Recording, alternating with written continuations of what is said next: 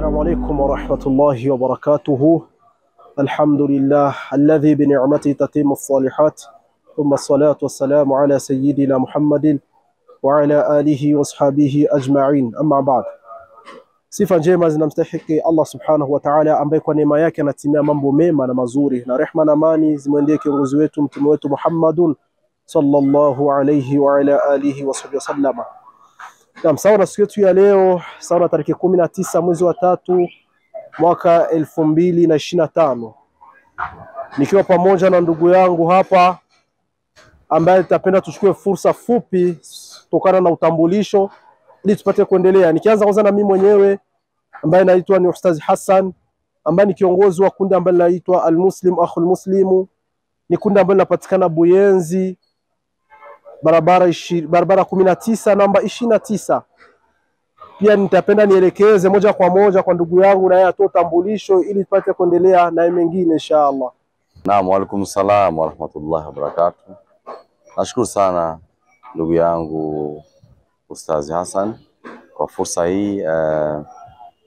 Kwa majina mimi naitwa Sudi Ndikumana, ni tabibu, daktari wa binadamu. Ndio kazi yangu ya mara kwa mara, na lakini huwa ni mwalimu pia chuo kikuu na mwanajamii kama wanajamii wengine. Asante sana. Sawa na utambulisho huyu ambao tumeutoa, ambaye ni ndugu yangu Dr. Sudi kama vile mmemsikia.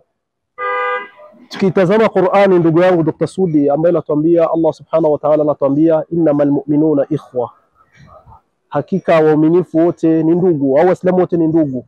Na kilima hichi kimetajwa tu sehemu nyingi sana ndani ya Qur'ani. Pia na mtume na yeye akasema almuslim akhul muslim, muislamu ndugu yake muislamu. Sawa na aya hii ambayo tumetanguliza kuisema na hadithi ya mtume Muhammad sallama, ndugu yetu Dr. sawa na jamii yetu hii ya Buyenzi, sawa na aya hii ya Mwenyezi Mungu na hadithi ya mtume wetu Muhammad sallama, ukitama jamii yetu hii ya Buyenzi kwa hivi sasa, sijui unaiona aje? Sawa na umoja au ndugu, sijui kama unaweza kuona na kuzungumza hapo ili ndugu zetu ili tupate kuelimika kutokana na hili. Naam, ndugu yangu Ustaz Hassan, nashukuru tena kwa fursa na kwa maswali kama hayo. Swali ambalo si lepesi, lakini limetia chini jamii nyingi ikiwemo na hii jamii yetu. Kitu naweza kaanza kwa kuzungumzia ni kwamba unaposikia jambo limezungumzwa na Mwenyezi Mungu akalikariri mwenyewe, wanakuja mitume wake wale ambao waliotumwa na Mwenyezi Mungu, wanakuja kuyazungumza na wanayafunza.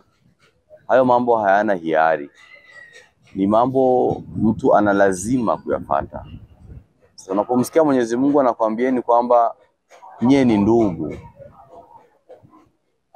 na mkakaa mnaona kwamba ilifikia watu waliunga udugu mbali na udugu wa damu, waliunga udugu kutokana na imani zao, waliunga udugu kutokana na sehemu wanapoishi, kutokana na malengo ambao wanayo.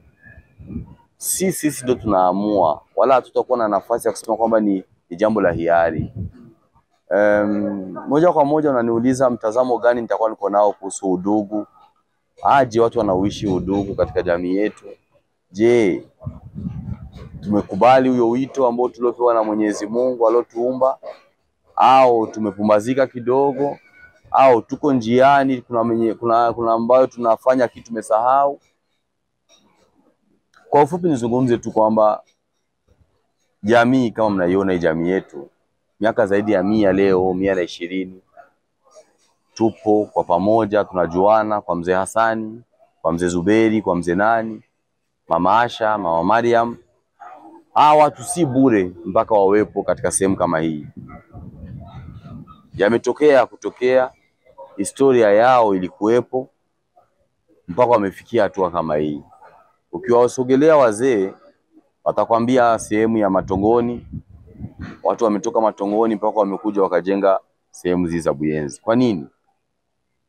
Mimi sitazungumza ya zamani kwa sababu sikuwepo, lakini kutokana na hali ambayo tunayo sisi Wakati mwingine tunasahau kwamba hatuko wahamiaji eti ni kila mtu alikuja na begi lake tukakutana hapa, kila mtu aendelee na maisha yake. Tuko ni watu wana zaidi ya karne, wako pamoja, tumezaa mpaka tumekuwa na wajukuu, tumejenga sehemu za kufanana, tumeoeana, tumesafiri tukarudi hapa katika nchi yetu. Kwa hiyo ni watu ambao wana ulazima wa kuishi huo udugu, na athari zinaonekana wazi. Kuna pointi mbalimbali zinakuonesha wazi kwamba watu ni wandugu, kwa sababu ni jamii ambayo imewekwa katika misingi ya kiimani sana sana, kiibada. Unapozungumza Buyenzi hautoenda mbali na Uislamu. Na unapozungumza Uislamu utaiona misikiti. Sasa utasikia misikiti yetu tumeijenga au wazee wameijenga kupitia nasaba mbalimbali, kupitia kirafiki mbalimbali, kupitia ukaribu wa udugu. Ndio usishangae ukasikia msikiti wa barabara ya 7 mfano walikuwa ni watu fulani wana uwepesi wa kufikia. Lakini pia barabara ya 5 palikuwa msikiti. Tumeenda mpaka pakawa msikiti mkubwa wa Ijumaa, barabara 13. Hiyo ni Buyenzi. Wakati si labda tuko wadogo, hii miaka ya 90, pamekuja nyingine misikiti tumeita ni mipya na nini, lakini imeendana na hizo nasaba zetu, hizo au marafiki wetu. Mfano unapoelewa mambo ya miaka ya 2000 inaanza hapo, pamekuja mambo ya kibla na nini.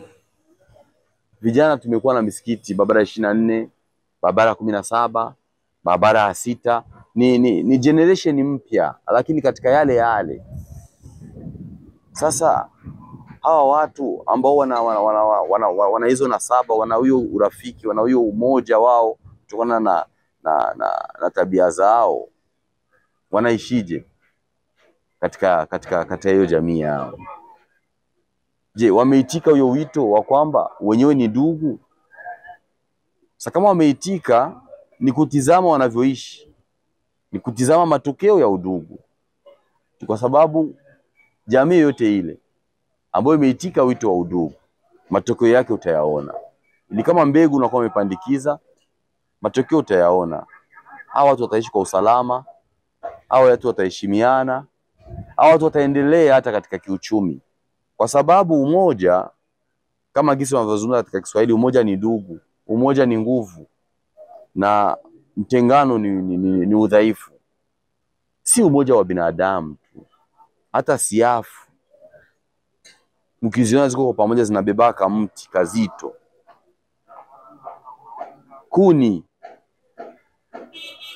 Kuni moja ukikata hivi inakatika, zikiwa nyingi ni vigumu sana zikatike. Mafiga likiwa jiwe limoja ni vigumu sana utie sufuria ili iweze kupika. Kwa hiyo kuishi kwa umoja, jamii zote imeonyesha kwamba ina manufaa fulani, na si manufaa yetu yameendaga yanaonekana. Miaka ya 40, 50, 60 mtavisikia katika historia, tumevisoma sisi kama wanafunzi. Hii jamii imesimama dhidi ya mkoloni. Ni hii jamii, si sehemu nyingine. Hawakufanya kwa sababu wanafanya tu kwa kufurahia uhuru. Walifanya kwa sababu kuna hali walikuwa wanaishi katika ukoloni ambayo inauma na inaumiza na inawatilia udhalili. Wamesimama kwa umoja na wamefikia matunda. Kijamii kuna manyumba yamejengwa, kuna mashule yametolewa wakfu, jumuiya hiyo, na vingine viwanja mbalimbali. Havikupatikana eti kwa sababu ni mtu mmoja alikuwa na pesa nyingi akapana, wala eti watu ni umoja, ni vikao watu wamekaa. Wakaona umuhimu wa kuwa na shule lao, kwa sababu miaka ile ilikuwa na vigumu sana kupata, tasema, accessibility ya masomo. Ya watu wamejenga hii Prince Regent, wameenda wamekuwa miongoni mwa wakandarasi au waliojenga kabisa hiyo hospitali kwa karibu yetu. Sasa unajikuta huyo umoja wao haukuishia hapo, hata kijamii. Watu walioa wakaoeana, sherehe ya ndoa tunaelezwa miaka ya 70, kuna sherehe za ndoa zilifanya wiki nzima hapa katika mji. Si kwamba tu walipenda tu kupoteza pesa wala nini, ni umoja. Harusi iko Burundi, mjini Buyenzi, watu mpaka sehemu za Goma, sehemu za Rwanda, Changugu, sehemu za Rwanda kule mbali, wala Tanzania mpaka Zanzibar wanakuja kwenye harusi. Msiba wa mmoja hapa ni msiba wa jamii nzima. Akiumwa mtu hospitali, uliwaona watu wote wanashi. Kwa sababu nini? Ni jamii tumeungana katika hiyo misingi ya ujamaa. Hizo harambee zinafanyika, watu wanachanga kwa mambo yote yale ambayo yanatokea katika jamii. So hizo takwimu zipo na zinaonesha wazi, na vitu vipo kama tunavyozungumza. Je, leo sasa 2025 hii jamii ipo katika hii hali? Nafikiri ndio swali lako labda.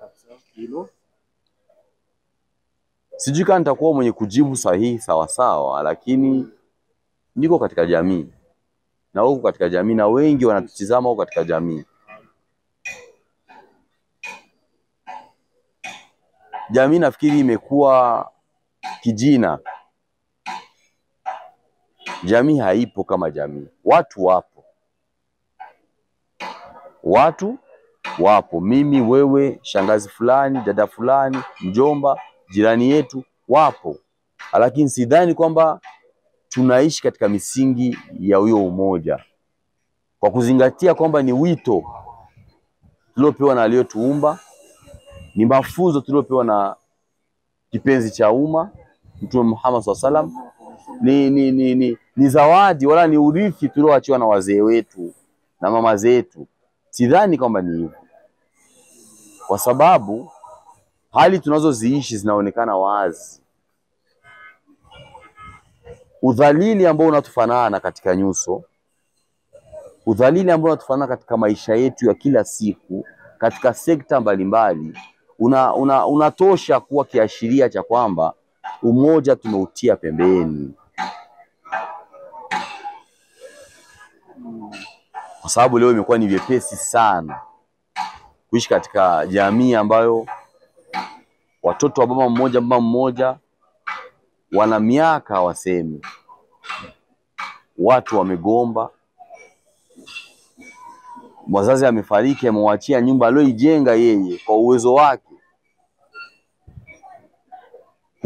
Kugawa uwezo, mirathi, wala kugawa ile amana ambayo mmepeana, inakuwa ni sababu ya ugomvi mkubwa, mpaka watu hawatoleani salamu, wadogo kwa wakubwa, wasomi na wasiosoma. Sasa hapo naona pana athari ya kutokuwa wamoja. Ikishaanzia hii athari katika watu ambao wanachangia damu, nafikiri wale ambao sasa wasiochangia damu inakuwa ni mbali zaidi. Tulianza katika hali ya kushirikiana katika shughuli, watu wanashirikiana katika mashughuli, wanajenga tasema majumba, tunafanya ukarabati wa magari, magaraje na nini, wamekanisie. Watu wamefanya mashirika miaka ya 90, lakini mwisho wake ni nini? Vyote vimeporomoka, vyote tumevisambua. Tumeshindwa kukaa tukazungumza, tumeshindwa kukaa tukaelewana, tumeshindwa kukaa tukavumiliana. Sisemi ndoa ambazo hata pengine zinavurugika au zinavurugwa mchana na usiku, imekuwa mpaka inakuja kuwa kawaida. Sisemi ubadhirifu, kwa sababu tuko jamii ambayo tumejaliwa hiyo miaka ya 90. Vijana wetu au ndugu zetu walipata kuona mwanga. Kirundi kinasema akanyoni katagurutse nikamenyi ogeze. Tumetoka South Africa, imetuhitaji, tumeenda. Baada tu ya apartheid, vita vya apartheid, kuanzia 97 96, tuna kundi la jamii, vijana wetu walitoka wameenda mpaka South Africa kuyajenga maisha bora. Watu wametoka hapo wameenda Ulaya, nchi za Ulaya. Watu wametoka hapo wameenda mpaka Marekani. Watu wametoka hapo wameenda Warabuni kwa nia ya kusoma na mashallah wamesoma, tukapata wasomi wamerudia fenomeni ya wabursier. Miaka ya 2000 Dubai imekuja, imetupa tena fursa, watu wametoka wameenda. Mwaka juzi hapa wamekuja mpaka Serbia. Nionyesha kama ni jamii ambayo ilipata fursa kila miungo, fursa ilipatikana watu kufanya tengeneza maisha. Lakini tulipofika huko South Africa, wala Ulaya, wala Marekani, wala Dubai, tumezingatia kwamba tunaenda kama diaspora ambao tutakuwa na kitu hatuna ingine mahali tunayo isipokuwa umoja. Hatuna urithi tulioachiwa na hawa wazee waliotujengea huyu mji isipokuwa umoja. Hakuna. Kwa sababu tusiendi mbali kutaka kujipimanisha na wengine, tabaka zingine za zingine jamii katika nchi hii. Kitu pekee tunacho sisi cha kufanya tubaki wala tuishi ni huyo umoja. Juu yatima tunao, kutengwa na wenzetu tubiko, kudharauliwa wala kubaguliwa bili kuwepo. Hapana, sisi wababu zetu. Kisa sisi hatuko katika hiyo fikra wala tuko katika hiyo stage. Sisi leo sasa vita yetu kubwa ni tumeunyima haki huyo umoja katika program zetu karibu zote, tukiwa ndani ya nchi au nje ya nchi. Naam.